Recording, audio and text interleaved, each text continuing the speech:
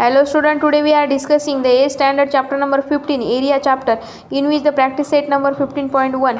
Question number first is that if the base of the parallelogram is the 18 centimeter and its height is 11 centimeter, find its area.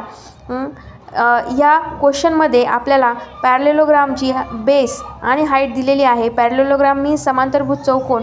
यामध्ये base आहे आपला 18 centimetre and height आहे 11 centimetre. So given आपण इथं लिहिलेलं आहे. Then take the formula area of parallelogram which is equal to base into height. Then add the value of the base and height. We get 18 into 11, we get 198 square centimeter. Then the question number second, if the area of parallelogram is 29.6 SQCM and its base is the 8 centimeter, find its height. आता ह्या क्वेश्चनमध्ये आपल्याला area दिलेला आहे तर height विचारलेली आहे.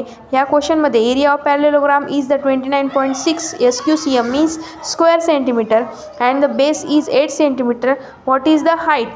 So take the formula. Formula is the area of parallelogram which is equal to base into height. Then area of parallelogram आहे 29.6 equal to बेसची जी व्हॅल्यू आहे ती आहे 8 इंटू हाईट.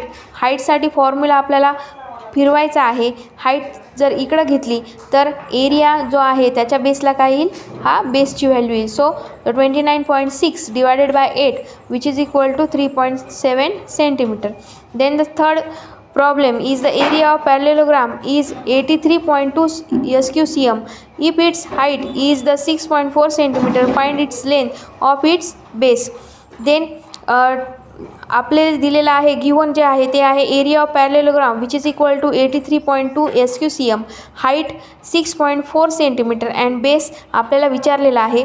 त्यानंतर एरियाचा आपल्याला फॉर्म्युला टाकायचा आहे area of parallelogram which is equal to base into height. Then area आपला आहे 83.2 which is equal to base दिलेला नाही म्हणून बेस तसंच घ्या गुणिले height is the 6.4. Then base इकडं जर घेतलं तर हे काय होईल, डिवायडेशनला जाईल. तर we get 83.2 divided by 6.4 we get base equal to 13 centimetre. माझ्या व्हिडिओला लाईक, शेअर अँड सबस्क्राईब करा.